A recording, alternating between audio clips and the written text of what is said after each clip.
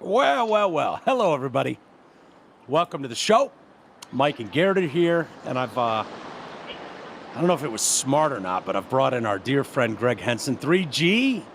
I figured it was appropriate with the kickoff of the NFL season, a debate tomorrow, Michigan in full swing, sort of. So I figured who better than Greg Henson to bring in. Hello, Greg. How are you, buddy?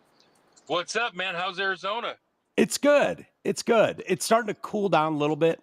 It's in that 100-degree range instead of 112, which I suppose is good. There you are. Yeah. Hold on. I'm going to let my wife drive. Then I can just talk. Hold on. Here. Oh, okay. Yeah. We're just doing a little air check right now. Yeah. You think broadcast professionals, hi. You think broadcast professionals would be better at this? No, it's actually, I didn't realize we were going to be here this long, so I'm going to let her drive home so we can chat. Nice. So are we coming through the speakers or? Yeah, she can hear everything. Nice. So we have to take down about Kamala Harris. Yeah, so all the woman-hating shit I was about to go off on, we can't do now? There goes our show. Yeah, we still can. Absolutely, we can still do that. I'm all in. Okay, good. How was your weekend? Are you what'd you think of Michigan football? Should we start there? Or actually, you know what? Let's start with the Lions. They played last night. Were you happy? What are your thoughts? Yeah, they looked really good for most of the game. You know, the problem with Goff last night was he didn't get a preseason, which is smart anyway. But that's what happens. Yeah. You look a little rusty when you don't play in the preseason, and I'm fine with that because they're good enough to still get by. But, I mean, he's going to be fine. I was thrilled with J-Mo's breakout game. Yeah. Yep. He finally David looked Montgomery, like the kid from Bama. Yes. And Montgomery just has big old hairy knockers. I'm just telling you, that guy can play. Dude. Yeah. He's Love unbelievable. Him. Yeah, tough runner. You love to see it. Have your thoughts on Dan Campbell changed much? I know, I love him. Yeah, okay. He was just a jockhead meathead to you before. He's still a meathead, but that's why I love it. He's still a meathead. I mean, he knows football. Yeah. I want him to win, just like I want Sharon Moore to win. But I wouldn't buy in anything until they won a playoff game. Not 1 inch. Yeah. But they won a playoff game. You know, the sad part about getting older is we'll never love the Lions as much as we did when we were younger. I know. Back then it mattered and you were into it. And now it's like I pumped my fist and turned off the light and went to bed last night. I know. Isn't it sad? It's such a bummer. We used to sit up all night celebrating those wins. Dude, the amount of times, it happened a lot with the Red Wings, especially on your station. And dude, it was almost as exciting to listen to your station after a Red Wings playoff win or loss. And listen to Regner and you or whoever go ape shit after a big win or big loss. It was almost as fun as the actual game. Well, that's when you're most creative. I remember the night we came up with the Aaron Ward, whatever he hits, he destroys stuff. Oh, fantastic. It was after a particularly brutal game in Colorado. Aaron laid a big hit on somebody, and I came in that morning and I said, pull this drop. I said to Lucky, get whatever he hits, he destroys. And if he dies, what is that from dies. Again? I know you've told me, that's but what is Rocky 4? Drago. Is it right? Whatever he hits, Drago, he destroys. When they're showing Drago and his punch power, he said whatever he hits, he destroys. It was his trainer, dude. And then if he dies, he dies. Was when he killed Apollo. Yeah, and I must break you. I must break you. I remember that. But whatever he hits, he destroys. Nobody in Michigan thinks of that from Rocky anymore. No. Aaron still talks about it. He did a podcast with somebody not too long ago, and he told the whole story. And it was because Aaron was a listener to the station, so I really liked him. He was a guy who loved DFN, And so we were like, well, let's make a star out of this guy. Because, I mean, he played, but he was a third-line defenseman. He was a young guy still. Yeah. That's crazy. How easy that is to turn awesome. Someone. Yeah. I mean, it's so worked out for those guys at that time. And, I mean, shit, it seems like some of those late-night games, your talent would be on the air till 3 a.m. going ape shit about it. Regner especially. He'd be on the phone with me going, what do you want me to do, Greg? Or what do you want me to do? And I said, just go on till you get tired, do whatever you want. You can, in art, if you don't know, art is a notorious night owl back in the day. So he'd stay up till 4 o'clock watching movies and sports. And I said, Art, I know you can stay up till 5, do it, and then take tomorrow night off. And he would do it. But it was what was best for the audience, especially on a weekend game. Yeah. I got to admit, dude, it kind of is in the same vein with, football was just different when we were kids, when we were younger, and they've done so much to this league now that I just find myself rolling my eyes at. The new thing is showing the. Go ahead. No, go ahead. Showing what? I was going to say the social media changed that too. Like now we get social media of Dan Miller's calls. We get videos in the locker room after, and it's also staged. Yeah. And they've pussified the game sort of. I understand what they're doing, but these crown of the helmet hits to play, like it just seems so much. I hate to complain about it because it's such a great league, but it I don't know. It kind of drives me nuts. The other push that I can't stand is this fucking idea that, hey, international games are the thing. We need to go international with everything. Do you notice that push? Is it driving you nuts too? Nope, we lost him. I'll give him a minute. Yeah, the international push in this league is killing me. And I know it's just a big money grab. That's all it is. You probably don't know what I'm talking about, Garrett, but when he pops back in, there he is. Working his way back. Yeah. You there, Greg? He's trying to come back in. There he is. I don't think he's there yet, Garrett. I could be wrong. Doesn't seem so. Well, we'll give him a second. Yeah. He's trying. Hey, this is technology at its finest, folks. This is sort of the beauty of a podcast and not being in real studios. Yep. Here you can do it from your car. There he is. Yeah, without audio. No audio. There he is. There he is. There we go. You got me? What happened to you, buddy? Yeah, I gotcha. I don't know, man. I think I went through a dead zone. I mean, it's 2024. There shouldn't be any fucking dead zones. No. You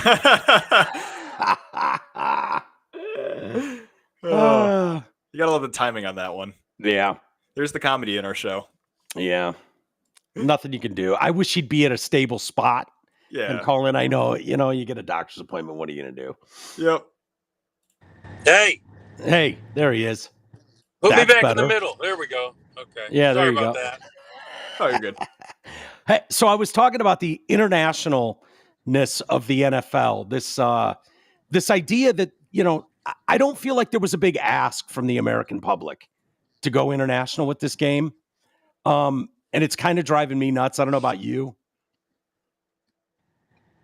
Are you talking about the game in Brazil? Well, yeah, all of it. This idea, like Mexico City. Hey, we're in Germany. Hey, we're in Sao Paulo, Brazil. Well, no one went to the game Friday. I mean, there wasn't sold out. They were playing in a crime-ridden place. The players didn't want to be there. They couldn't wear their team colors because it's a gang. No one cares. No one's going to play American football but Americans. And, they're 2 generations from even having any players. Yeah. For sure. For sure. It's the insincerity of it. Like, hey, everybody's asking for it. It's like, no, I don't feel like the world is clamoring for that. It's obviously a money grab. Yeah. I mean, isn't that what this is about? Because they're never going to put a team in Belgium, right? They're not going to put a team in Brazil. Like, it just wouldn't work. They should put one in Honduras. Yeah, sure. Yeah. No, I see the memes going around. A buddy of mine sent me one, NFL Iraq 2031. Dropping bombs and banging moms. They could bring back the old Edmonton Drillers logo because they're oil drillers. I don't know, man. Yeah. I think the NFL's fine, but they're always looking for expanding markets because I got to be honest, we were talking about this today. The way they're gouging the shit out of fans, I think I've gone to my last NFL game. It's not worth, I have. It's not worth the money. And the only reason I go to sports now is because my kids like to go periodically with the old man. That's it. Yep.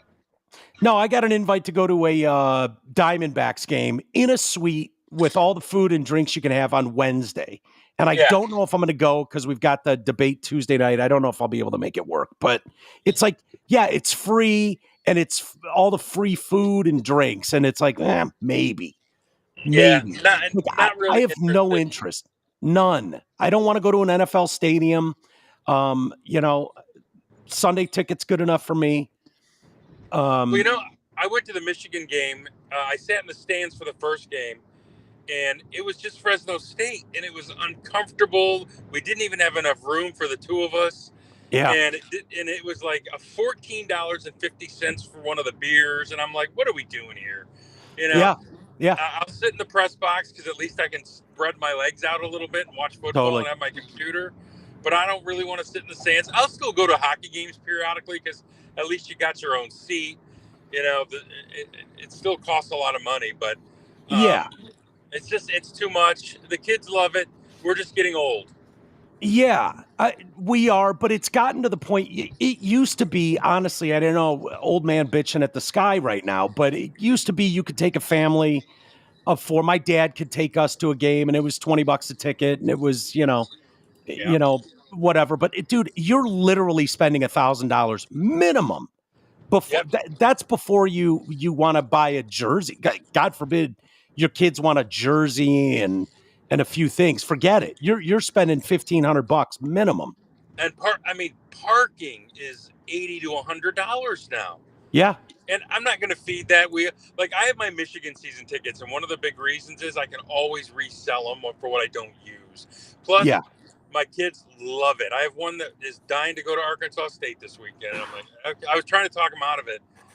And he's like, no, I'll be home. He's up at Central now. I'll see you Saturday. We'll go down. I'm like, okay. But it's easy. It's too easy to watch it on my couch. It's way too easy. And I'm sorry, the picture looks better than being live. And having the broadcasters having 50 replays all in 4K or high def, like the experience is totally different and better than it was when we were little kids going to these games, or versus watching them on TV in regular standard definition on a Mike, when we were kids, the Tiger ticket was $2.50. Right. The old man didn't mind dropping $10 on 4 tickets. It's out of control. The prices are too high. What is the old saying? Pigs get eaten, hogs get slaughtered, or something. Hogs get fat. That's what the NFL's doing. That's what college football's doing. They're all going to get slaughtered in the end. The other night, that game in Brazil, I had to have fucking Peacock to watch it. Yeah, I'm not bullshit. buying Peacock. Fuck you. Yeah. Dude, they've gotten out of control. What was a great thing, it's like, okay, Sunday ticket makes sense. I think you should be able to buy individual teams. If you're out of market and you're a Lions fan like me, and it's like, nah, I don't want to, you should be, charge me what it costs for an NFL ticket. Fine. If you have to. But I got a cheater for you. Yeah? $30 a month. Call me. Okay. Yeah. I've heard about some of those. I know they shut them off from time to time. That always worries me. It's not that big a deal. And I don't feel like I'm being ripped off. So I don't mind that much, but with the prices they're getting now, I don't know who's buying those tickets. Honestly, I don't. It seems like it's all corporate sponsorship. Anytime I go to a game, it's because there's someone else's tickets. I can't tell you the last time I spent hundreds of dollars to go to a stadium. And it's young people too. There are young people like how we were when we were young. We had a little money in our pocket, and we were just looking for a good time. Go have a few beers. But even Travis, my producer's 29.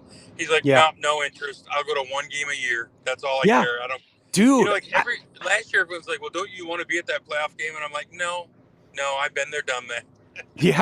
Yeah, I don't want to be. People are like, oh, if the Lions were in the Super Bowl, I'm like, that's the fucking last place I'd want to be.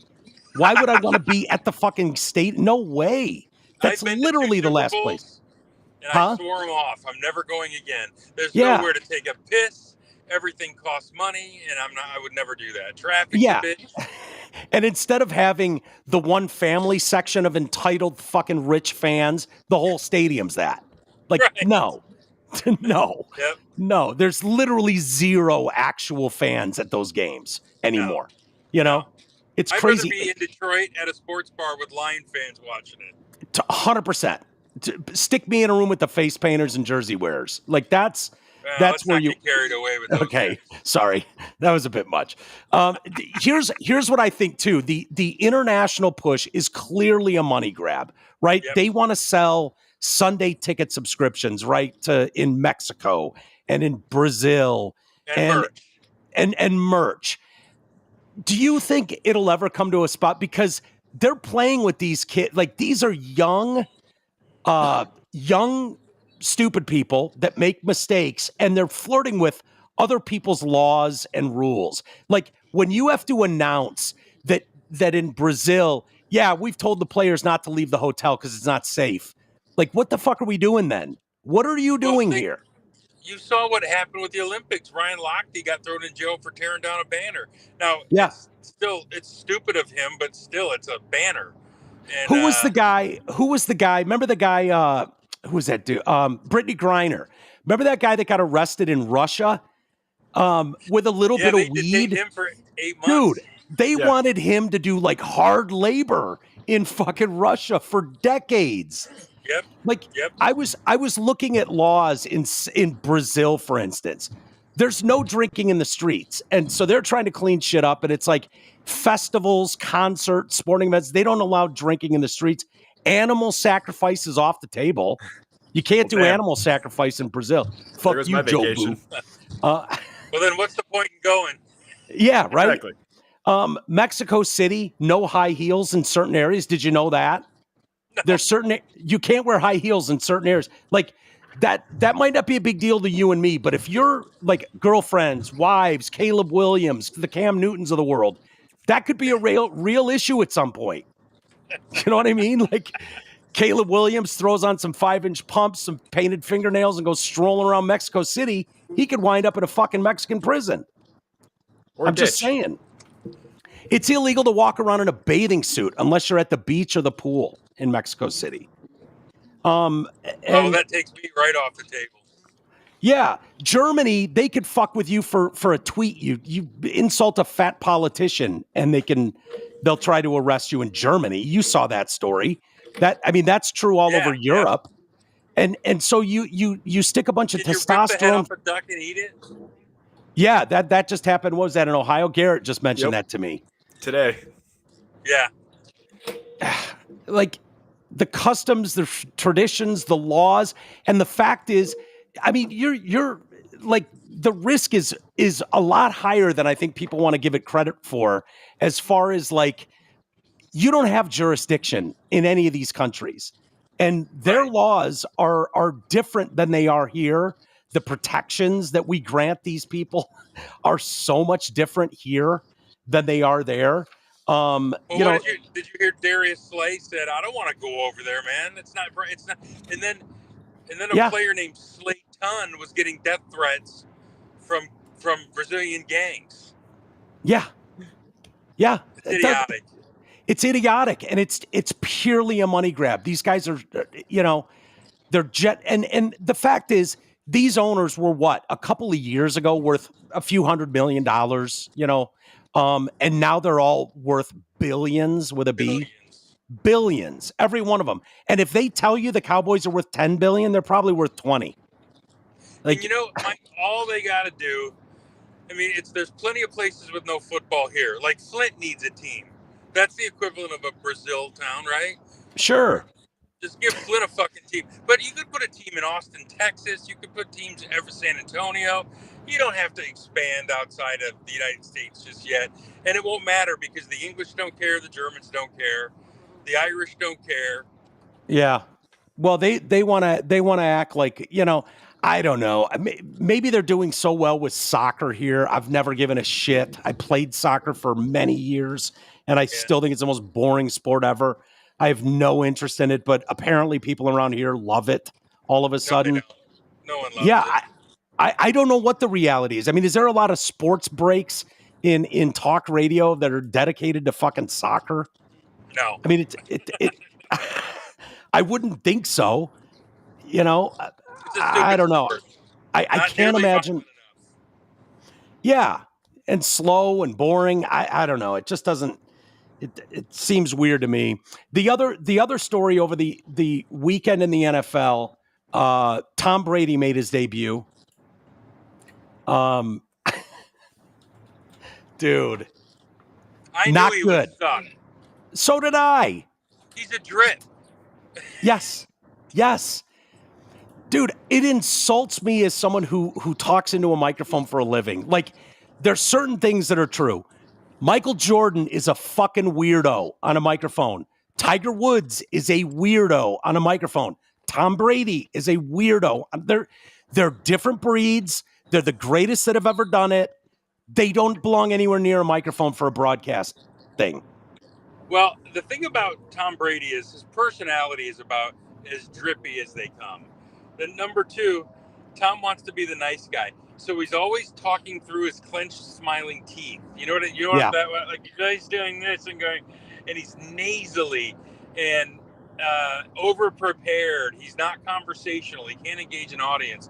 I knew he would be a bad idea, and they did Greg Olson dirty, man. Yeah. He was really good at it. Greg's great at it. He won a couple Emmys, dude. I was looking at the list. So Greg Olson. He was working three years now, I believe, for Fox. He the last 2 years they recognized like he's our number one team, and they had him on the number one team. He won an Emmy, being recognized as the top event analyst among 6 people with good track records: Troy Aikman, Chris Collinsworth, Bill Rafferty, John Smoltz, and Tom Verducci. Last year, he won an Emmy as the top emerging on-air talent, beating out Eli Manning, Robert Griffin III, and others. And then they just shit-can him to the number 2 spot because Tom Brady wants to do it. Who the fuck thought it was a good idea to give him $300 million? You know what this is? You've seen this a million times. You know what it is? Some executive who wants to whip his dick out and hang out with Tom Brady. That's all it is. I got Tom Brady. Oh, great. Well, you just spent $300 million of your company's money for a guy who will not move the needle. No, I mean, honestly, and when I went from the game, so I tuned in like, okay, this to me sounds like it's going to suck. The idea of Tom Brady in a fucking broadcast booth sounds like it's going to suck. So I'm going to tune in day one to see what that sounds like. Now, everybody in here right now are huge Tom Brady fans, right? Yeah, I'm not a Tom Brady. I love Tom too. So this isn't coming from a place of like, fuck that guy. He went to Michigan. I hate Michigan. No, we all love and respect Tom Brady. I've been a fan his whole career. I thought, no, that's not going to work in a broadcast booth. I'm glad you gave him $300 million before he proved himself. Jesus Christ. And as soon as you heard, Greg, that they were that he spent the last year, because he was supposed to start last year. As soon as you found out he's been in fucking Kamala Harris boot camp for fucking debating for the last year, doing practice games, that tells you everything you need to know. Everything. Yeah. Like, go ahead. I don't understand. And you know what's going to happen now, right? They're going to lay off half of the Fox Sports staff to pay for it. Yeah. You know, and it's like these guys are all accomplished at what they do, but because you wanted to say at cocktail parties that you have Tom Brady on your roster, that's why that happened. He's making more doing this than he did playing football, for Christ's sake. 100%. Ridiculous. What I don't understand, like, there's never been, I mean, unless it was Aqib Talib, there might have been people that turned off the broadcast when that fucking dude was calling games because he couldn't speak the English language at all. When he was calling games, you might turn that off for the radio broadcast. But if your team's playing football and you're listening to the game, there's no one that goes, oh, thank God this guy's calling. Like, yeah, there's good teams out there, but you're never going to turn it off because, oh my God, I can't listen to fucking so-and-so call a game. Like, I don't know what the upside is. Like, what is the benefit that makes Tom Brady worth hundreds of millions of dollars in the broadcast booth? Is it strictly about golf on weekends with executives? Yeah, I think so. What is absolutely? Yeah. They're using him in other ways. He'll probably come in and have sex with advertisers and stuff like that. I mean, that's the only reason you would do that is to use them off the air, ancillary to lock. Hey, you go to Pfizer and say, hey, if we get your $100 million in advertising budget, you come into New York and have dinner with them. Meet and greets. Yeah. We used to do that when Tom Izzo worked with us. He would come in and do client dinners and stuff. He was great. Yeah. Well, I understand that, but it seems like you could just do that by paying these guys. What are we doing? Like, it was like noticeable the drop off. Like when I heard Collinsworth last night, and I know Collinsworth pisses some people off too, but Collinsworth's very good at his job. And he adds something to it. He comes in naturally. I don't think most people care. They just hear the name. It literally is the surface people who just are watching a game going, oh, that's Tom Brady. It's not like you ever, who called the Michigan game Saturday? I have no idea. Was it Gus and Joel Klatt? Yeah. No, it was Joel because I chatted with him. Yeah. Yeah, but I mean, it's like, I don't really care. There are very few that make a difference. I like my local guys anyway. I'll always default to the local guys anyway. I don't really care about national guys. As a matter of fact, I think 80% of them suck. Yeah. They don't do much for me either way. But I don't understand. It almost feels like money laundering. Like there's some money laundering thing going on. Like, why would you, like, it's like the Kelsey brothers, right? Well, all of a sudden he starts banging Taylor Swift and all of a sudden we have to give a shit about the Kelsey brothers to the tune of 100.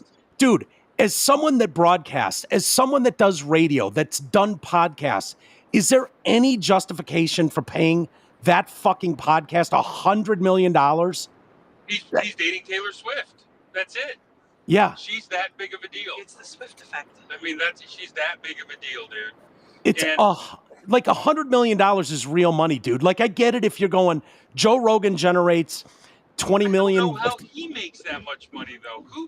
Podcasts are all money losers right now. I don't know how Spotify can pay him that money. Yeah, I don't know. I don't either. To say that you have him, I guess. It's kind of that, and also I've just read an article on this that a lot of the purchases these podcast places are making is because they want to keep you on the platform. So Spotify is buying Joe Rogan so that instead of going off Spotify to listen to a podcast, you'll stay on Spotify and keep using their platform. So it's more of an investment to get more people stuck on their platform only so they're not looking elsewhere for podcasts. You know what it is? That's a great point. It's what Amazon did when they first started. Remember they lost money year after year after year after year while they expanded the business, right? Yeah. And now look at them. It's the biggest business in the world that makes $1 billion an hour. I mean, but I remember Amazon was never profitable for 10 years, 12 years. They didn't make a dime. It's all about building the brand, getting your market share, and that's what they're trying to do. But I don't know how the Kelsey brothers do that. They're not interesting at all. And I mean, how many times can you hear about him dating Taylor Swift? And I honestly don't know what okay, so you have a couple like classic meatheads, right? Football fucking lunkhead guys. Like, that's not a turn on to 12-year-old girls. That's not a turn on to 30-year-old girls ever. It never has been. So who is the target here? Because I don't it's not, there's no like dyed-in-the-wool football fan that's going to go check out the Kelsey brothers because of the Swift effect. In fact, it's going to turn some of them off. It's Kardashian. It's like Kardashian. Who actually watched her TV show? I don't know. I mean, a lot of girls did, I guess. I don't know. I don't know. The Kelsey one, though, it's like, it almost feels like advanced money laundering when it's like, to me, honestly, I don't know how else to put it. When it's like, wait a minute, that's like Hunter Biden. Sure, his art's worth $500,000. It's okay. Well, what are you laundering this? Right. Like this doesn't make any sense financially. There's no fucking way his stupid paintings are worth $500,000 any more than the Kelsey Brothers podcast is worthy of $100 million. Like that just doesn't. You could see it coming a mile away, Mike. The minute he started dating Taylor Swift, he became important, and I don't know why.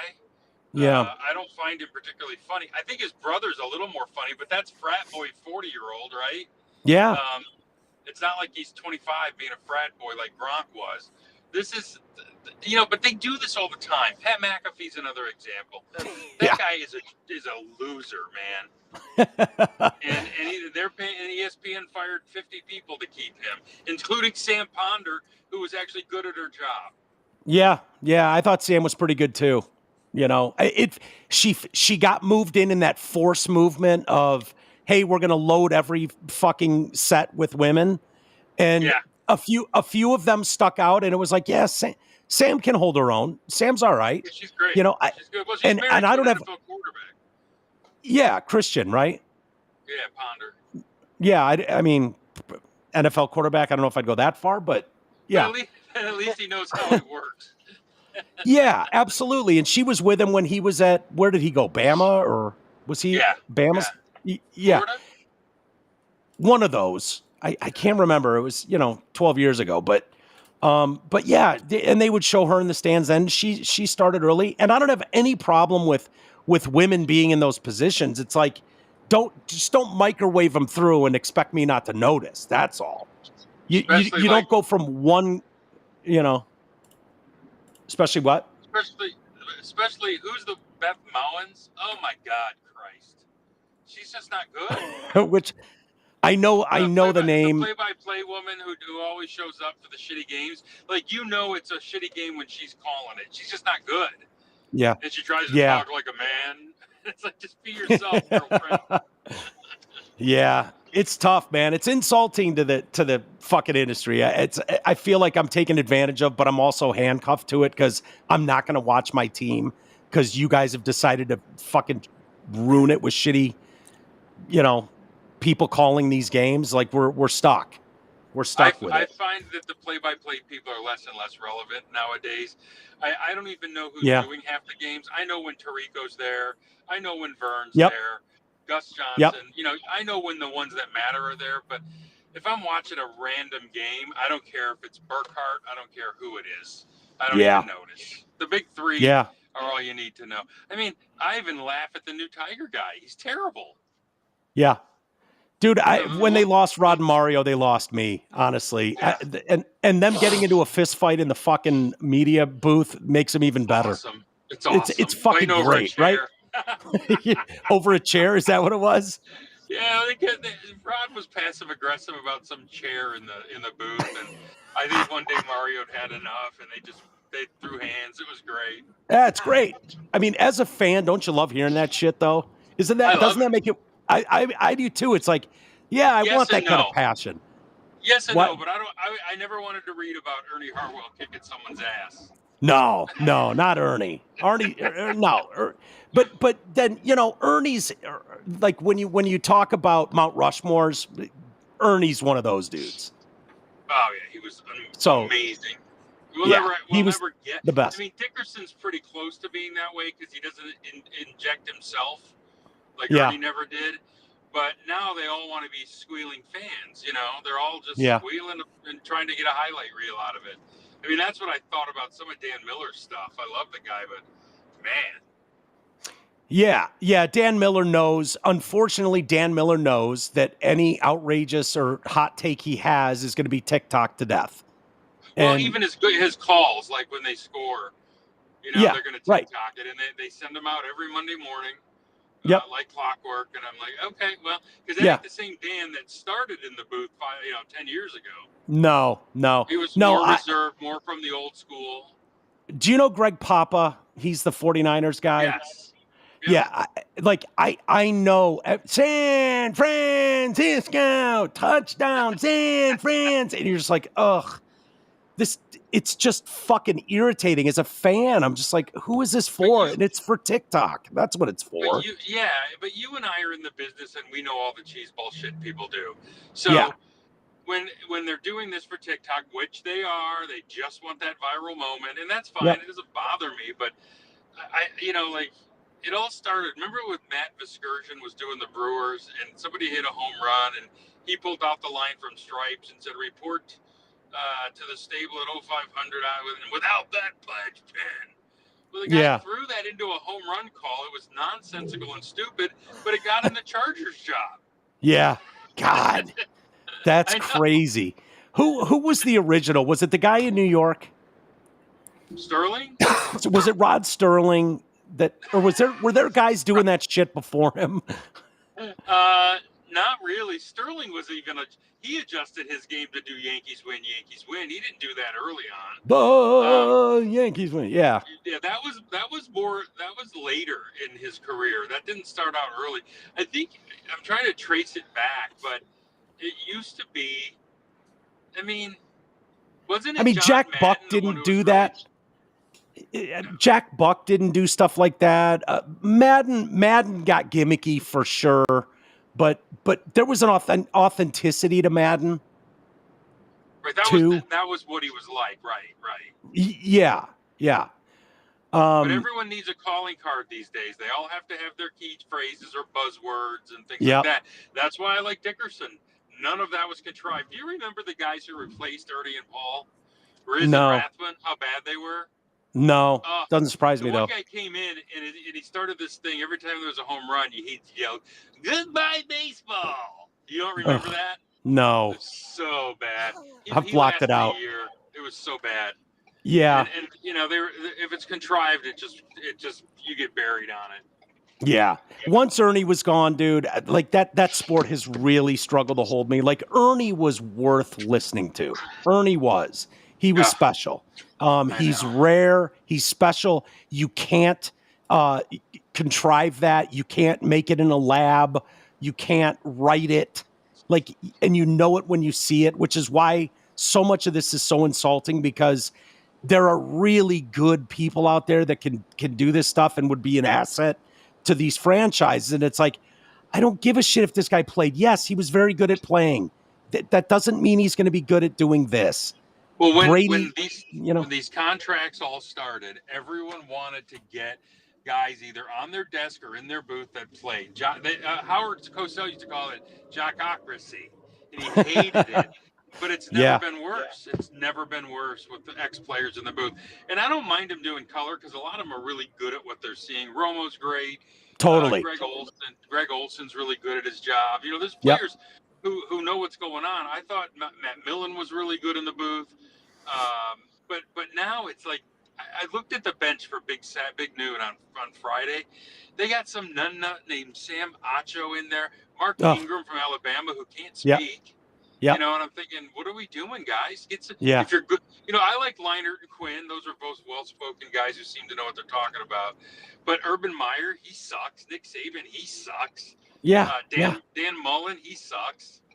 Yeah, I don't understand what the draws, because there's something really special. Like we saw it with Tony Romo his very first year, and he would call out plays before they happened. And it was a really unique perspective from a starting NFL quarterback a year previous to recognizing defenses, recognizing shifting, and it was like, wow, that's a really cool, different take that we've ever seen. And it's like they're trying to match that. Greg Olson does a great job, but so many of these guys, you just get some random cornerback from wherever, and he's just like, ugh, what are we doing? Like that Emmanuel Acho, he's a random Texas player no one knows or cares about. He's not interesting, Yeah. Well, I've put it off long enough, Greg. I want to talk U of M. We kind of beat up Brady there. I don't know where that goes, because if he's legit not a number one lead, and that's not something, like I said, you can prepare. He can spend all the time he wants. His personality is what it is. It made him a great quarterback. It made him probably the best quarterback to ever play until Patrick catches up. But it's not gonna, like, what do they do in 2 years? Like, are they going to force that as the number one broadcast team and act like that's for real? They're going to have to cut him loose. I mean, they're not going to keep paying that guy. It's ridiculous. Yeah. But they'll cut him loose after a while. And the next shiny object. Hey, I'm home. Do you want to see Oyster? Yeah, I want to see Oyster. Cece's laying right here. All right. Careful what you show. You're on camera. Kind of. It's a little laggy. Yeah, it's a little laggy. This kind of a... Hopefully it's going to switch over to his home Wi-Fi. Yeah, I'm still on your fat head in the car. So switching. Let's see what happens. Okay. Here we go. Let me see Oyster. Can you see her? No, I've got a black screen. Hold on. Why didn't it switch over? I don't know. Are you on the home Wi-Fi now? Yeah. Hold on. Let's do the camera off and on. All right. What do you think, Garrett? Do we lose him? Oh, there. Yeah, that's better. That's a start. Oh, we lost him. Yeah, boy. I'll give him a minute. Some breaking news kind of out of left field. James Earl Jones just died. Oh, the voice of Vader. Yep. Okay. Yeah, that's just something that popped up on my side feed here while we were all talking football. I believe he gave name, image, likeness to be used in perpetuity. Maybe. Oh, there she is. There's the girl. Hi, Oyster. Hi, Oyster. Oh, look at that girl. Toy. Look who just woke up. Heard me talking about it. Oh, Cece. Baby girl. Do you see Oyster over there? How does she like it down there? You know, she's doing great, but it's a little warm on her little hands. Dude, her paws were like a baby's fucking cheek, soft, and now they're starting to get rough again. There's Oyster. What a good girl. We're slowly morphing into the dog cast. Yeah, the dog cast. But yeah, I wondered how she would do down in Arizona. Yeah, she's great. She's great. In the summer, you got to be careful going on walks, and there's not a lot of grass, which kind of sucks. But she's adjusting, and she's got a half sister here, Shelby, that's born and raised here, and so I know how. So I know how Shelby's done, and so we're okay. We're okay. Good. I'm going to come see you when it gets cold up here. Dude, you better. We'll go golfing. We'll go to the boulders and shoot around. But I getting back to what we were talking about, I wanted to get your thoughts on Michigan. That looks like a fucking horrible situation to me. It just looks bad. And, maybe I'm being too hard on them. But I don't think you are. You think I am? No. That QB situation looks fucking atrocious. Well, atrocious. This is what happens when you hire a coach without talking to anyone else. The Yeah. guy's inexperienced. He might eventually be a great coach, but you don't learn on the job at Michigan. No. And Warren Manuel did this with Juwan Howard, and he's done it again. And I think he'll be gone in 3 years. He looked completely outclassed by Sarkisian. Dude, there's no fucking chance he lasts 3 years. No way. Oh, he'll get every bit of 3 years. I don't think there's that. Why? Michigan fans aren't going to put up with that. Michigan. It's because they don't want to be accused of firing the guy for the wrong reasons, if you know what I mean. Oh, yeah, I know exactly what you mean. And that's fucking disgusting on its face. Like anybody else. Like, dude, you're at Michigan. I'm sorry. Like, I used to argue with Jay about this. He wanted to tell me, like, well, what's Michigan and Michigan State? They're equals. It's like, yeah, except they're fucking not. No, I'm sorry. They're not equal. Who's Jay? Jay was my old partner. Oh, yeah, no. They're not. And he went to Michigan State. And I get it. There's a lot of Michigan State fans that listen to this show, and they're going to be fucking livid with me. It's not the same. I'm sorry. Eastern Michigan and Central and Western are down here. And then there's the Michigan State level. And then there's that top 20 fucking in the country level where the Bamas and the Georgias and the U of M's and the SCs live. They're just different. Like like you don't get 3 years to figure it out at those programs. And I have news for you. Next year's team's going to be worse. Right now, you have 3 first-round picks on defense. Yeah. Who's going to be the next playmakers? They haven't recruited the next Will Johnson or the next Mason Graham. But that's not all Sharon Moore's fault. That's also NIL. They're not going to pay. They're just not going to pay players, and it's going to cost them. Yeah. Well, that's why I said I'm glad last year happened. I don't think we'll see it again in our lifetime. Yeah, maybe not. Here's what I don't understand, Greg, and maybe you can talk to this. How you have a quarterback like we had with JJ and not have something like we've known Orgy isn't the guy for years now, for a long time. He's not the guy, can't throw. And then you got a kid in there. What's his name? Warren? Is that Warren? Yeah, dude. I've never seen a quarterback in college stare down his first and only read more than this kid. He literally, that guy's open and he throws it to him, or he's covered and he throws it to him. There is no second read. What the fuck is that about? Well, they missed out on C.J. Carr and Dante Moore. Those were the two big targets they swung and missed on. Until they took Orgy and Jaden Denegal, and those are the same quarterback. Those are not quarterbacks. Those are arm punt guys like Denard Robinson. Yeah. But they have Denard's elite speed. They have good speed, but not like Denard, who could get away from anyone. And this is what you're left with. I mean, they didn't hit the portal when everyone was screaming, hit the portal. Yeah. And here we are with a quarterback who's a nice kid but can't play.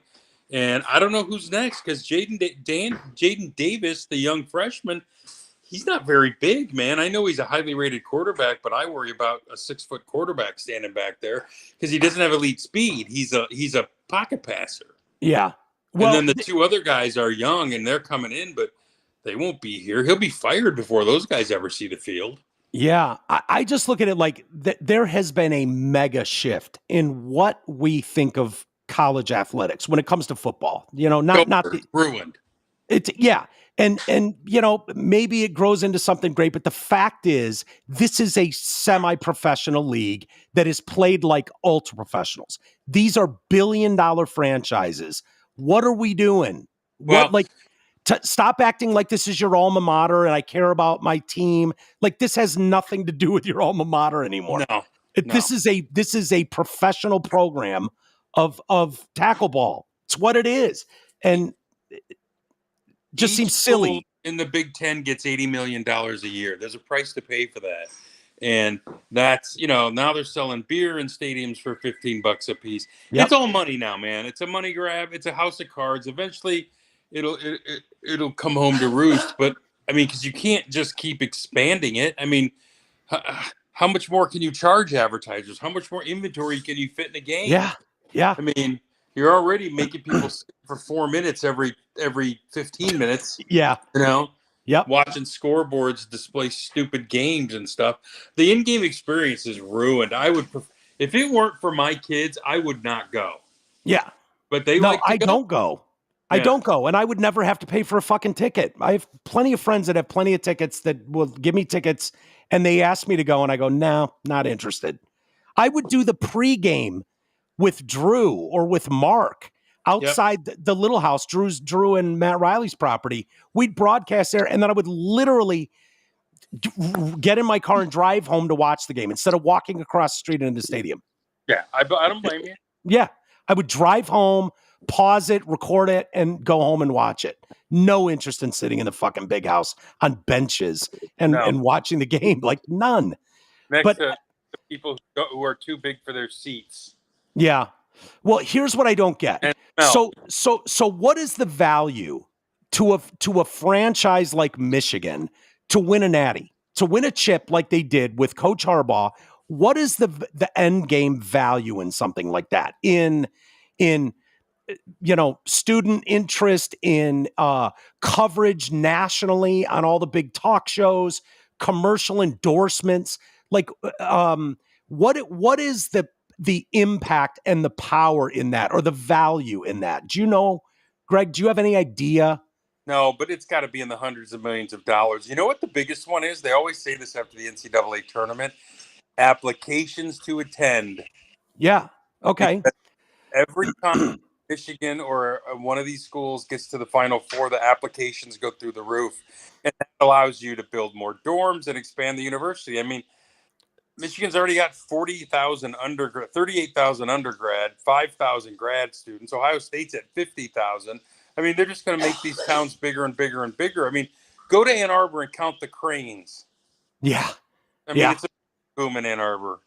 So here's what I don't understand. So we both agree, and I think you can't even measure the monetary value. No. The clout that having one of these top programs, what kind of financial gain that is for reputation, for everything involved, for the community, that, like you said, there's cranes everywhere, constant growth, cover of every magazine, first story out of the A block on every one of these talk shows.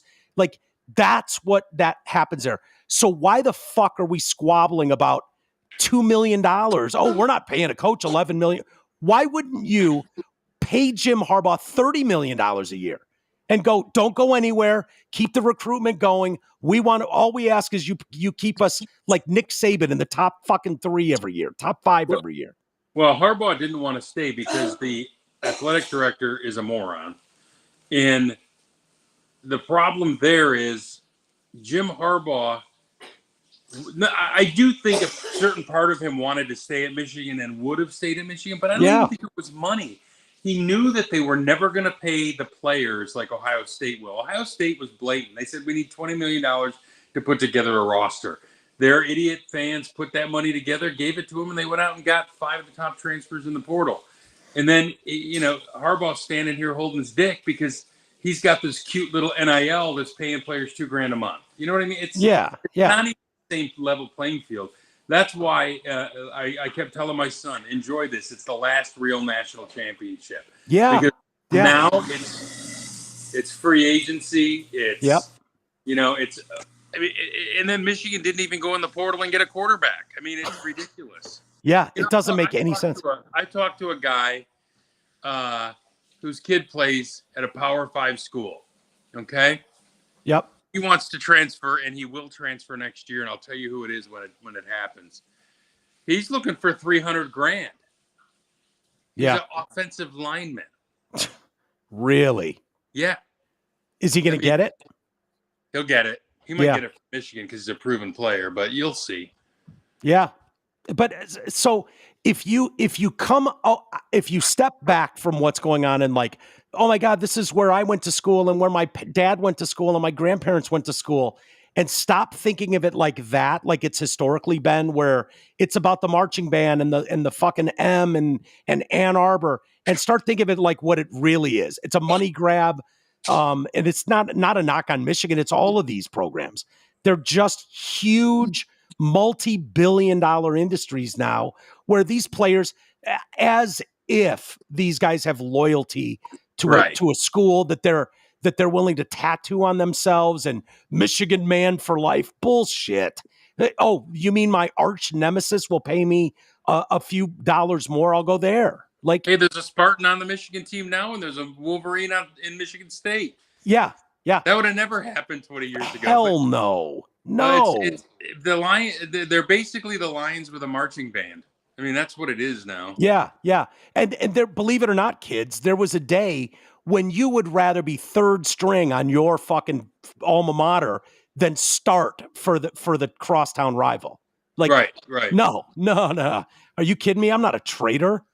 It's like never. You wouldn't dream of it, you saw the people who wanted these kids to be paid claim they didn't see this coming. And my point is, well, you should have listened to my radio show 15 years ago. Yeah. When you don't want these kids paid. The minute that happens, it's free agency. Look, the SEC was cheating before they could pay players. Yeah.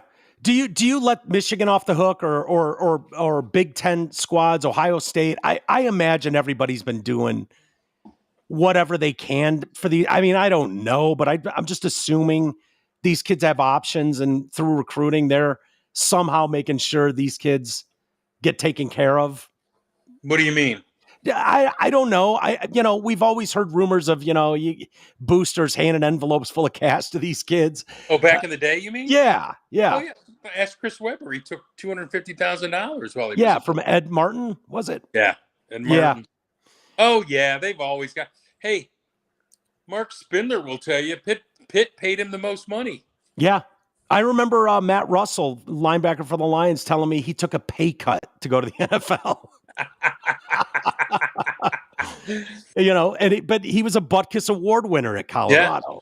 So, he's like, dude, I took a fucking pay cut to come to the NFL. He did. Which is hilarious. But, I don't know. It's just funny. So I don't understand, why you wouldn't, do everything you can. Okay, there is no salary cap on a coach. And I don't give a shit. If, Bama is not the same program without Nick Saban. You want to keep that dude there, keep that recruiting thing going. For Michigan, I think Jim Harbaugh, you could, if you threw enough money at that dude, maybe he stays and recruits want to play for him. You would hope quarterbacks would want to develop under him. It just seems like such a no-brainer. What are we doing now? It's kind of too late now. And that's why you've seen all the great coaches in basketball and football start to retire or leave. Yeah. That's why Krzyzewski left. That's why, what's his name at North Carolina left? Williams? Dean. Dean was gone before. Who replaced him? Williams. Anyway. Roy Williams. Roy, yeah. Yeah. They're all leaving for that reason. They don't want to deal with this. If you're going to deal with paying players, why wouldn't you go to a league where you have grown adult men? There's only 50 of them instead of 120. You don't have to worry about school. You don't have to worry about any of that stuff, and just coach 50 players like Harbaugh did. It's a no-brainer, and not have to deal with their parents. Yeah, no compliance, none of that crap. Yep. No, it makes sense. What did you think? I'm sure you've watched the Netflix documentary on the cheating scandal at U of M. I'd love to get your take on it. Nothing we didn't already know, and I think everyone's pissed because Connor Stalions is pretty much smarter than everybody else. Yeah, kind of the takeaway I had. What he was doing was brilliant. Now, here's the thing. This is what I told my son, because we talk football a lot. I said, Harbaugh is hiring these genius autistic guys who can memorize things. Like Weiss, remember the quarterback coach? The guy had a photographic memory. Connor Stalions. Did you see where he explained how he did the signals? Unbelievable. Give me a headache. Unbelievable. I mean, it's like that. That's the kind of detail. And I want that guy in my military, too, because he is great line. I find the weakness and I exploit it. And he did. He did nothing wrong. And I would hire him back tomorrow. Yeah, I would, too. I'm like, I want that guy as my head coach. My brother and I were talking about it. Like, dude, that's the guy I want on my team that's going to fucking find where it is and exploit it, because it doesn't recruiting overlay that he had. Yeah. Oh yeah. The color coding. Yeah. And I think for sure, I don't give a shit what Ryan Day says. I think Ohio State probably broke the law to try to out this situation. I'm trying to be impartial here. There's no fucking doubt that was him on the sidelines at Central. When he's full of shit, if he's going, oh yeah, I don't remember. It's like, you don't remember last year. No, he's trolling. He's just trolling now. Yeah. I don't care. I assume they're all doing it, and this guy's fucking better than you. And it's more than likely and probable that Ryan Day and them ratted this out to the Big Ten, whatever, and probably turned the other way when investigative teams broke into that fucking guy's email. Yeah, they did. And they totally hacked it. How else do you get the manifesto off a Google Drive without breaking into it? Because I promise you no one emailed it to him. Right. Yeah. So what do you think? Do you when you look at that whole situation, are you able to look at it impartially and be like, you know what? Ohio State's got a point. Michigan State's got a point. This is bullshit. Or do you look at it like, hey man, he hired the best autistic he could, and good luck catching up. Well, I think there's nothing wrong with it, and here's why.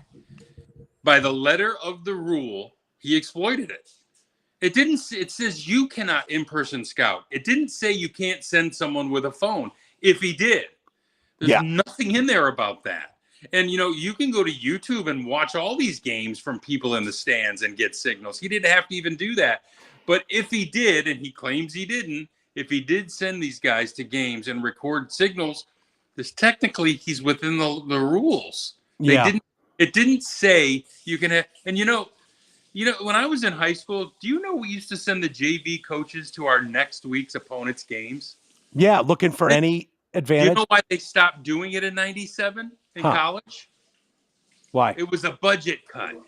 Yeah. They didn't want to send 2 coaches on the road to scout the other team. That's on the record. It was a budget cut. Yeah. Yeah, that totally makes sense. Totally makes sense. I don't think he did anything wrong. I think it's hilarious. And it makes me even happier they won the national championship. And then the people who ignore the fact that he resigned before the Michigan State game, and they went on and won their 5 hardest games of the year without Connor Stallions on the sideline. Right. Everyone ignores that, though. This is fodder for rival fan bases like Ohio State and Michigan State. They're the only ones who care. Yeah. They're the only ones who give a shit. Yeah, nationally, I don't get the feeling that there's a lot of outrage. You know, they all kind of mock the idea of pulling a title from Michigan. They're like, yeah, that's not going to happen.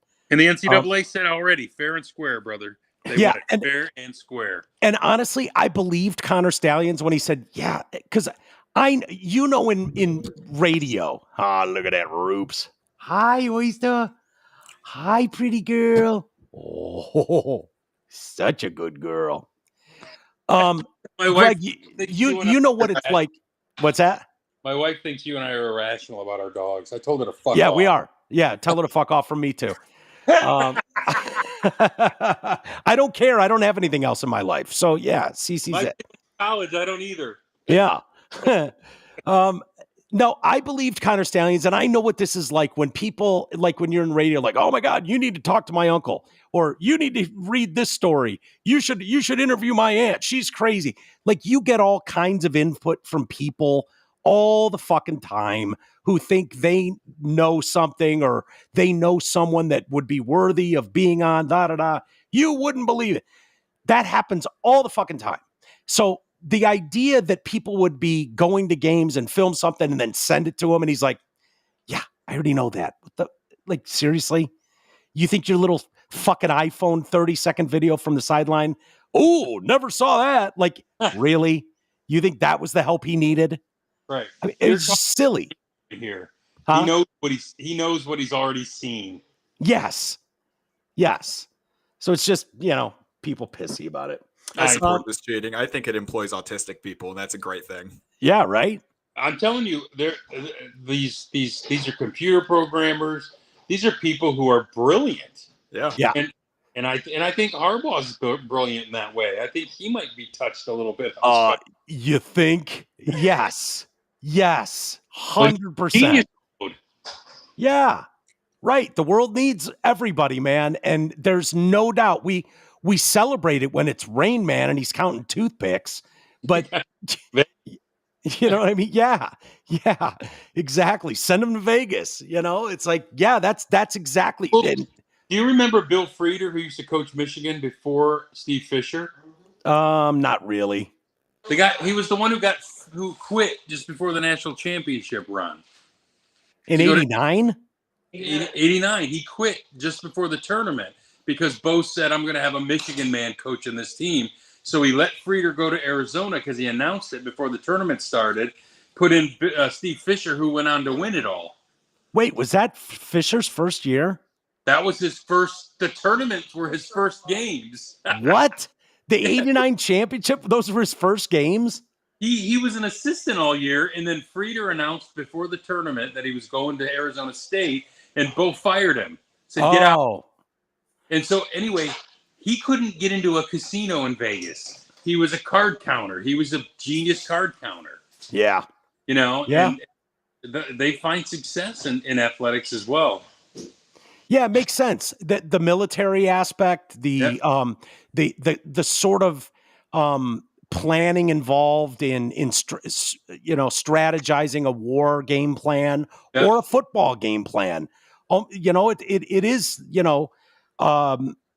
it seems logical that those things would go hand in hand. It really does. Yeah. Switching gears a little bit. Before we do it, actually. What's that? We got a $5 super chat before we switch gears from Gab's concrete filled badge. Okay. I like me some 3G. I'm not crazy about this moving camera and toe cam. There you go. Yeah. We don't need to see his fucking ball bag either. Yeah, but just put it on Oyster. We're good. I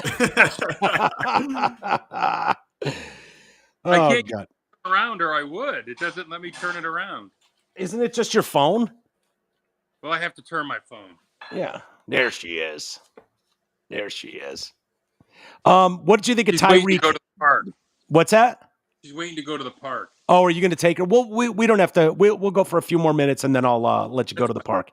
What did you think of Tyreek Hill yesterday? Not his performance. Of course, that was good. I want the audio from the dash cam. Yeah, I want me to too. know what he said to get himself thrown to the ground, because I'm sure he didn't say, "Yes, officer," and comply with everything he said. You think? This is the guy who beat his girlfriend and broke his own baby's arm. Yeah. So yeah. We're Dude, not talking it's funny. about a citizen here.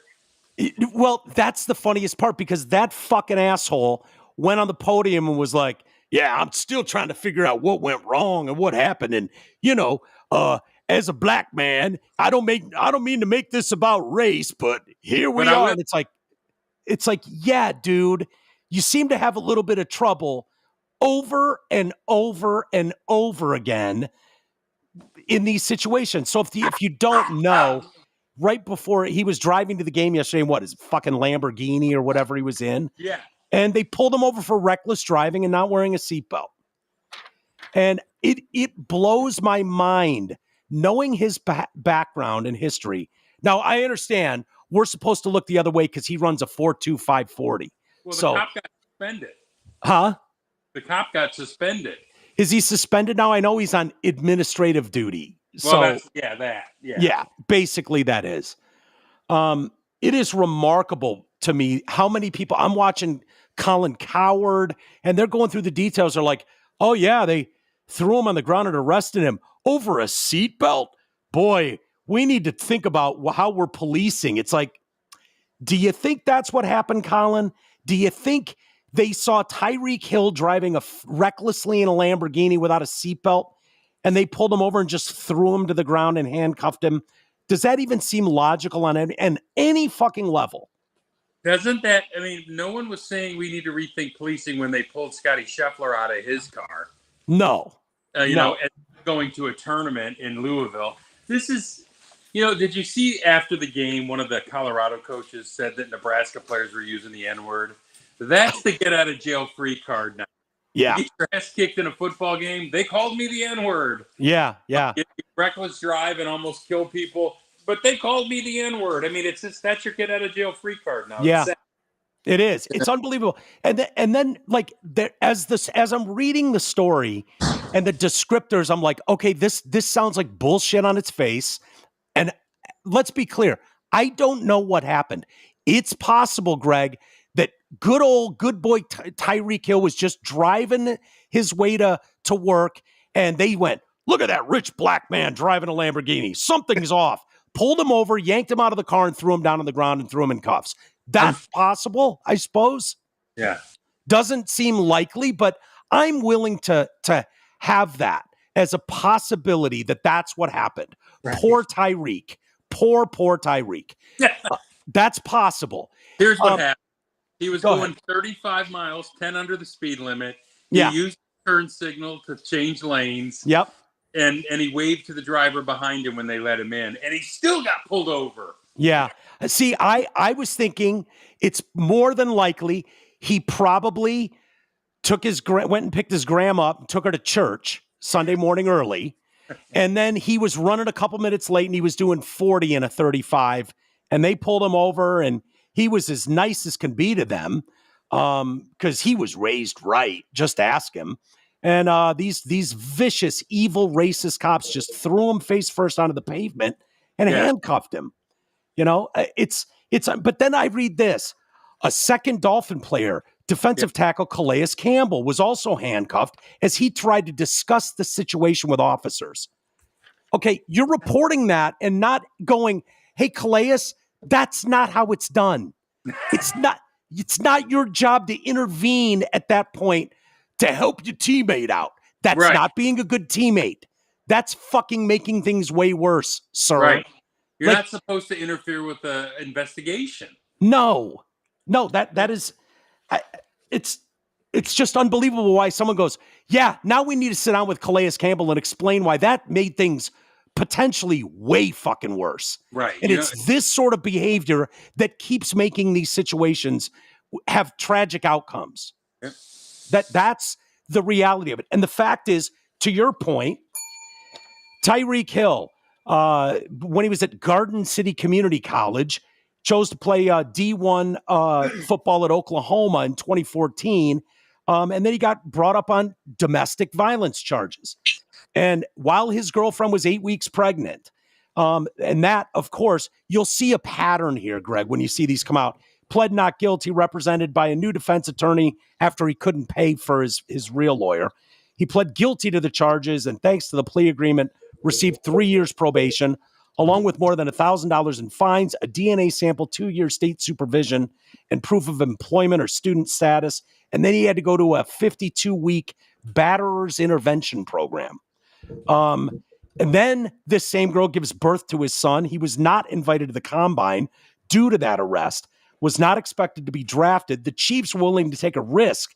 I wonder why they were willing to take a risk on him, just because. 40. Oh, 4.240. I hadn't thought about that. That's weird. It's weird how that works. I wonder if he ran a 4.440, if they would have just, found it in their big hearts to give him a chance too. Then the Lions would have taken him. Yeah. I just want everyone to understand we have done our due diligence with regards to full vetting each of our draft class members. The only vetting they did was, I think, that 4.2540 you talked about. I'm pretty sure about that. They double-checked his 40 time. They said, make him run again. Yeah. Is that what they meant by full vetting process? Yeah. Run it again. They had all the coaches check their fucking stopwatches to make sure they were right about that 4.2540. Correct. Andy Reid said, there has to be a certain trust here, but there's just things that we can't go into and go through. Oh, you mean about the part where he punched and choked his fucking 8-week pregnant girlfriend? We can't go into that part of it. But we'll discuss the 4.2540 all you want. Well, see, I was going to say he got the job based on the bruises on his girlfriend. They just knew he had a cannon for an arm. Yeah. No, he had cheetah-like legs. He doesn't throw the ball. Your gay's coming out. You're showing your gay again, Garrett. Garrett, stop being gay. I'll work on that. Stop being so gay, Garrett. You're lucky your mom's hot. Jesus. On March 15th, the Kansas City Star reported Hill was under police investigation for battery involving him and the 3-year-old son. So, yeah, he broke the fucking 3-year-old son's arm. The other thing that do you remember this small detail that came out in when Kansas City, when those local papers and news outlets were still doing actual journalism, and they released the audio of him and his girl in the Dubai airport? Do you remember hearing any of that? And one of the things that came out in that was she's like, what are you talking about? When he misbehaves, you make him hold his arms out and you punch him in the chest. Talking about the 3-year-old. Yeah. Yeah. Weirdo. That's how he disciplines his 3-year-old. The Chiefs said they were aware of the situation about the broken arm with the kid and allowed Hill to participate in the team's offseason program in April. The investigation led to Hill and Espinal losing custody of their son. On April 25th, the Missouri, this county district attorney in Missouri announced that neither Hill nor Espinal would be charged with child abuse, but that a crime had occurred. The DA could not prove who did the crime. The next night during the first round, that's when that tape was released that she recorded in an airport in Dubai. June 7th, prosecutors said the child abuse probe involving Hill was no longer active, confirming he would not face charges. July 19th, the NFL, for some reason, declared he would not be suspended because the league did a really extensive investigation too. I don't know how you feel about that, but... Well, the league will do extensive. It will ignore it unless it's caught on video. Ask Ray Rice. 100%. He was getting away with that till the video emerged of him knocking his girlfriend out. Dude, I have said from day one, because everybody's like, oh, that video changed everything. That video, it's like, didn't change anything for me. I know what it looks like. I can envision it in my head. When you jack the shit out of a girl in the face to unconsciousness and she collapses on the ground, I didn't need to see video to kind of grasp what that would look like and how disgusting that would look. Right? Well, they were going to ignore it until that video emerged. Of course. And then the Ray Rice one is interesting too, because you had a kid at the end of his career as a running back. You had a 31-year-old running back. Like, what would the league do if that was Patrick Mahomes and Brittany Mahomes? Then what does the league do? Ignore it. Exactly. Like, Ray Rice was easy because he was in the last year or two of his career, and it didn't matter to them. Right. So you see this continue on. Hill was accused of slapping an employee in the back of the head following a disagreement on June 20th last year. Okay. So this has been going on, this behavior, for a decade, going back to his college days. Yeah. And then they end up killing somebody, in a car crash or something, and being drunk and on drugs, and they say, "Oh, we never saw this coming." Yeah, exactly. No, you've excused, and I'm not even reading real detail on this. I'm just kind of giving a broad because I don't want to waste your time with it. I know you know a lot of this stuff, but there's the pattern that emerges is DA's offices and these major franchises are oh yeah, we've looked into it extensively, and there's nothing here. Yeah, how far do you think you would get breaking your fucking 3-year-old's arm? I think my wife would kill me in my sleep. Yeah. And hearing him on tape justify stuff and blame her, it's gross. It's gross. And it's like, the end of the day, this comes down to one thing. He runs really fucking fast. Right. Period. That's it. I mean, look at Joe Mixon. He knocked that woman out in Oklahoma. Oh, yeah. And no one cared. No one cared. Knocked her ass out in a restaurant. Walked right up on tape and cold cocked her. Yep. No one cared. This is someone good at running back. Yeah, he's good at running back. And nobody even talks about the Mixon thing anymore. No one even talks about it. No, it's just like he got traded. He's on a new team this year, and he's great. They don't even mention, oh, yeah, remember that time at college when he fucking jacked that chick in the face and knocked her out? I do. Yeah. I remember that. Okay, then. Yeah. So this one here with this boat, this shows you how these people are and how they think. Defendant. So he wants to jump on this boat. He's doing some fishing with a buddy. It's a docked boat. A couple girls in his party come up and jump on board. And the captain's like, what the fuck? You haven't paid to be on here. You're not allowed to be on here. And he says something like, I could buy this whole boat and you. You know who? I'm number 10 for the Miami Dolphins.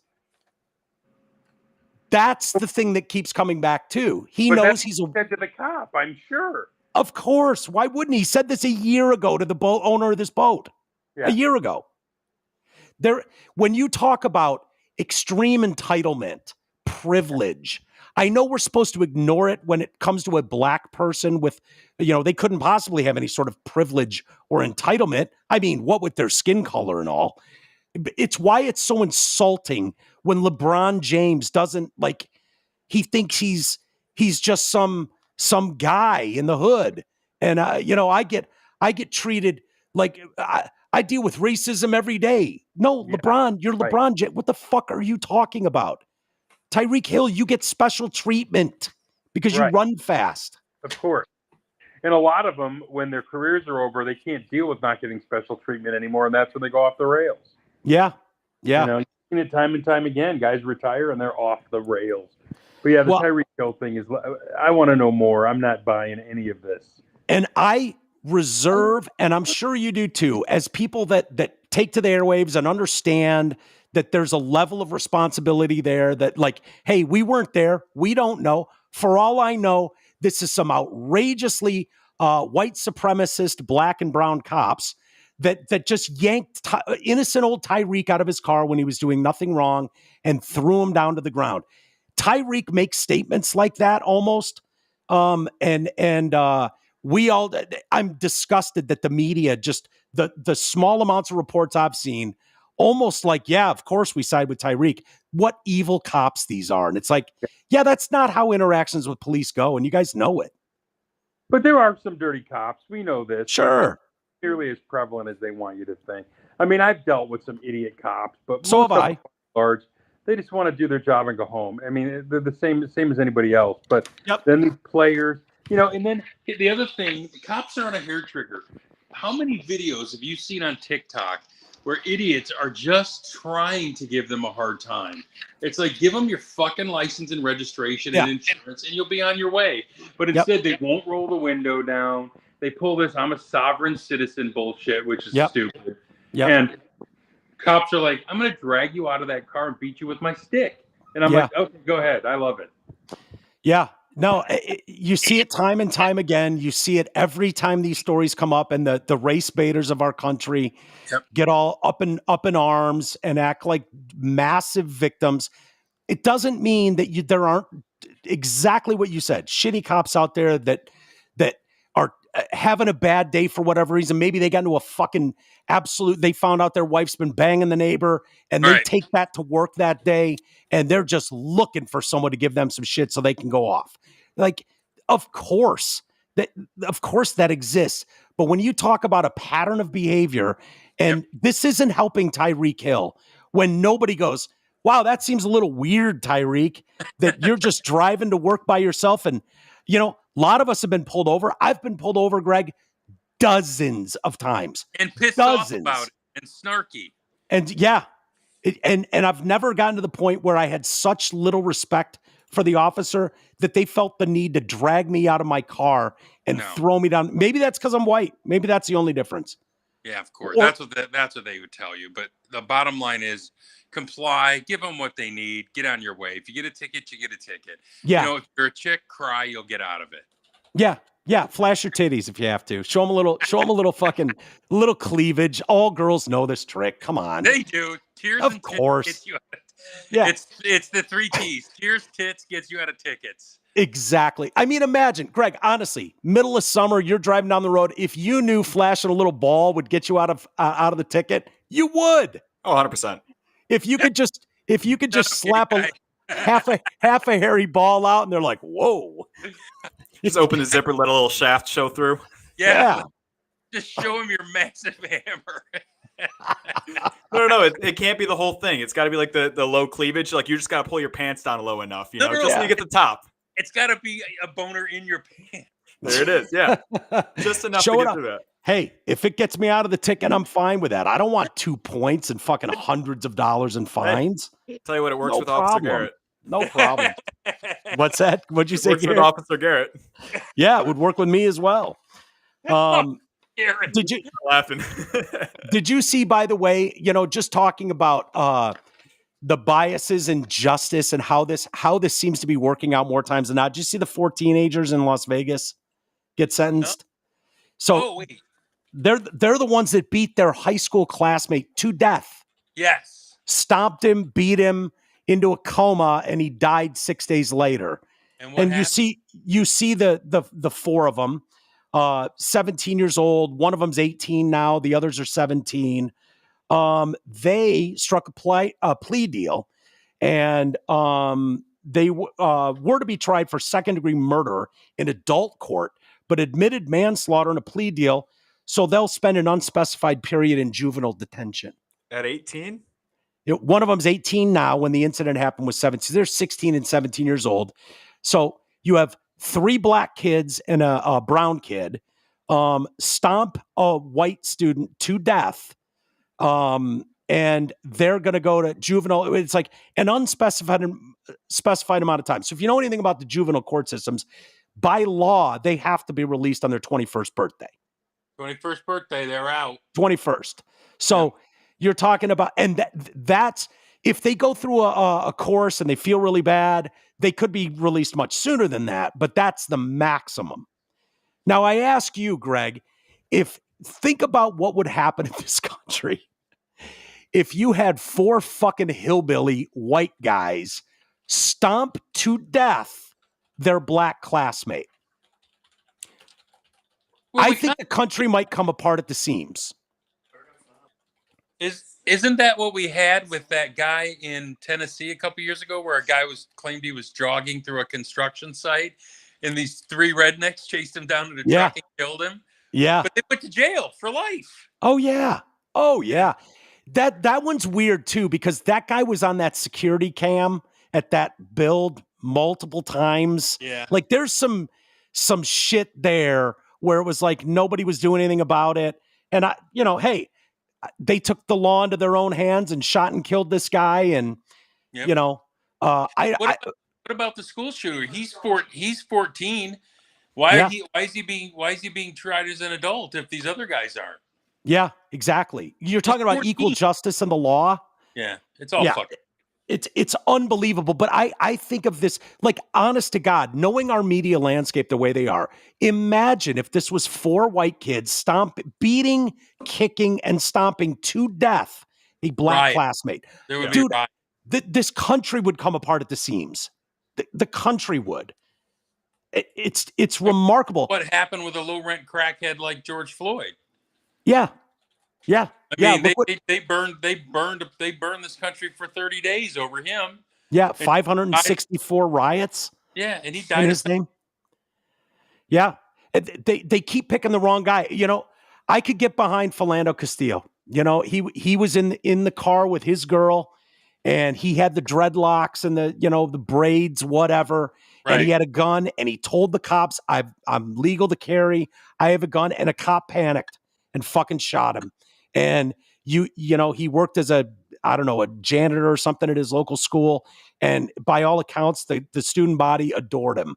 And, you look at that and you go, that cop had he judged this guy is a danger. He's a black guy with braids and dreads in a car. I don't know what's, and he fucking got trigger happy and killed Philando Castillo. Like George Floyd, like, dude, pick a better martyr. Like, I'll Michael join Brown, the kid in St. Louis. Huh? Yeah. Or that Michael Brown. Yeah. Oh, but yeah. Gross. And the result of that is you've destroyed Ferguson, Missouri. It's over. Like that'll be, I mean, they're a small town. Whoever lives there, good luck to you. Ain't no businesses coming into town. It's over. And does CNN care about what happens to those people in that town now? No, they don't. They got the shots they need. Yeah. And we're good.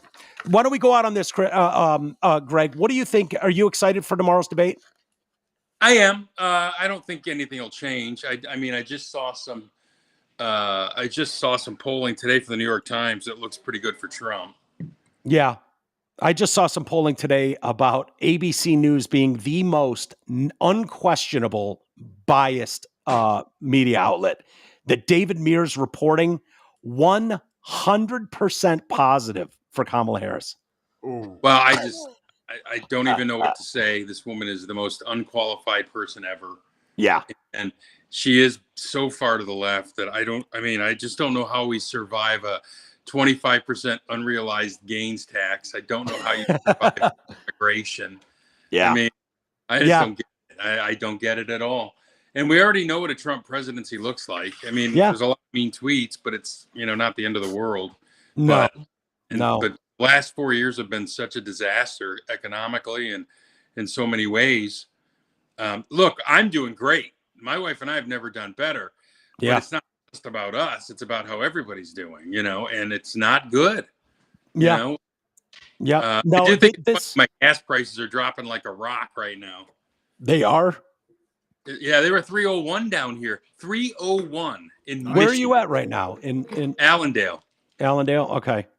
Yeah, I mean, it's still, I don't know. I think I don't know what their plan is with the border, what that's about, if that's just about loading stuff for census to gain seats, if it's strictly about voting, eventually getting a new voting base. I don't know what that is, but I know that no Americans asked for it, and to act like it's not happening is criminal in nature. I don't understand it. So well with Latinos, because they don't like the fact that they paid and waited in line. Yeah. And now there are all these other guys who aren't like. The problem is the people further south. The Mexican people are not the ones storming the border. It's Venezuela, it's Honduras, it's you know, China, Brazil, and then it's Chinese. China, which is weird. But they're the ones storming the Mexican folks. They don't like it either. That's why Trump's up to like 30% Latino vote because they're sick of it. Yeah. And I hope that woman gets her ass kicked by Trump tomorrow. Yeah. Well, there's no, it's kind of like we were talking about with Tom Brady. There's no amount of tutoring in school and calling fake games that can make you have the personality necessary to do that job. Oyster. There was no amount of training that Joe Biden could do leading up to his debate. And I don't think there's any amount of like training with like we've seen Kamala, we know what she is. Does the rest of the country know? Because you and I pay attention more than most. They don't care. I know. Democrats, that's my fear. Care. They're going to vote for her no matter what. Yep. Small percentage of people that are going to swing this election. People who aren't in their camp already. You know, people who vote based on whether they're going to get free stuff. Yeah. I firmly believe. I don't know where you stand on this, but I don't. I've been saying it to my brother. I've been saying it on this show for over a year now. I don't think they'll allow another Trump presidency. I don't think the powers that be can have that happen under any circumstance. Whether that means we got to take this guy out, because that's the definition of an existential threat. Like there's a reason you use terms like that. By any means necessary means something more to these people. They're not just fighting words or we're going to fight with everything we got. No, when something's an existential threat, when it's the end of democracy, it means that anything's on the table. You can justify cheating at all levels. You can justify irrational behaviors. You can justify anything if it's truly what they have ginned up half this population to believe, that there's an existential threat that needs to be stopped. And I don't believe that they will allow this guy to win a regular election in this country. I just don't. Well, that's why someone took a shot at him. They have them all worked up that they say the rhetoric is on the other side, but they always say what they're doing. Right. They always it's crazy. It's crazy, the projection. And they put that gun right in that kid's hands by all the shit they say. Yep. All the hate and all that shit. I mean, that comes from one side. They're the best at gaslighting, man. They really do a great job of telling you what you're doing when they're doing it. It's insane. And don't care. More people don't pay attention. Like my wife has a master's degree, and you couldn't talk her out of voting for Harris. Yeah. I believe it, dude. I know white liberal women, brother. Yeah, white liberal women, and God bless them. I love them, but there is some dark forces at play here. I don't know how else to say it because, the level of gaslighting, it's so brazen that they can just fucking kill Epstein and be like, I don't know, he committed suicide, I guess. Right. And you're like, it's the same level of bullshit with Kamala Harris. And it's like, dude, I'm living with people right now and I'm almost whispering for fear of being heard. And then I got to deal with that. Like 100% all in. Like Trump's an existential threat. He's Hitler. It's going to destroy the. And it's like, he's already been president. Yeah. What the fuck? Yeah. It's crazy. It's crazy. We know what his presidency looks like. We know it can be chaotic at times because Trump's shoot from the hip guy. Yeah. But now don't forget, you fuckers, he was a Democrat before he switched over. And yes. And you took his money and you loved him. So don't give me this shit. You used to put on your late night talk shows. You used to every one of them. You used to hug him, you know, and call him Don. Give me a fucking break. You have to be stupid or fucking ignorant not to see what's happening. Dude, I talked to a full-on Democrat will not change voter today, and he brought up Project 2025 as why he cannot swing right. And I said, hold on. That was something made up by the Heritage Foundation, had nothing to do with the Trump campaign. And he goes, and they do it every election cycle. They put out their policy points, but it's not his. Yeah. No, it was just the Heritage Foundation. I was like, that's just the Heritage. That's like me putting a tweet out and saying this is now law. Well, and here's the other thing too is the media has no problem, and the Democrats have no problem just continuing to lie about it. Well, don't say gay. It's incredible. Right? Yeah, don't say gay, Bill. Right, exactly. Everything they try to brand. Well, did you hear Biden the other day? He said the Inflation Reduction Act really was about Green New Deal. He said we should have named it what it was. Yeah. I mean, it's all. But I'm telling you, people the powerful motivation is to get free shit. Yeah. And that I was thinking about that the other day. Feel like a victim. Feel like a victim is power. What's that? I was going to say our elections have not become about policy and direction. It's just become about what can we give them to vote for me. Yeah. That's it. That's it. And there's no substance behind it. I read Kamala Harris's releasing of her plan today, and the amount of people I saw cheering this on, and it's like, we're going to lower taxes for middle-class people. And it's like, okay. And what's your plan then? Like, everybody gets a gold star. It's a lie, though. Okay. Because they already said they're letting the tax cuts expire. They've already said that. Yeah. Which is raise my taxes again. Yeah. She's got to lose. They've got to stop her. She's a fucking disaster waiting to happen. Dude, I 100% blame the media for this. If you have a complicit media running cover for you, it's able to get this radical. That's what I believe.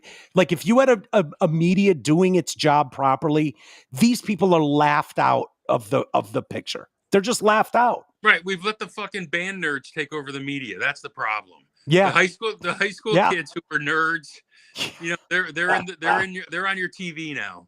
Yeah. That's what they're doing. And I have a buddy who was in that area and up in DC, and he's like, look, the media, all these radical guys, radical gays like Garrett. Yeah. Oh yeah. So gay. Goddamn radical homos. What are we gonna do with them? Yeah, man, I am kind of a homo and kind of rad, so I know you are. That's funny. Well, we should do something after the debate. Wednesday. You want to do it Wednesday? Yeah, I do. Yeah, let's do some Wednesday and kind of I mean, I'll be as fair as I can be, but trying to call bullshit on what we see, knowing that it's really hard, Greg, to wrap this up. It's really hard because I know your wife. I adore your wife. She's a very sweet person. My ex is the same way. People I live with who I care a lot about. And I don't know what that is, that there's no discussion. There's no breaking through that.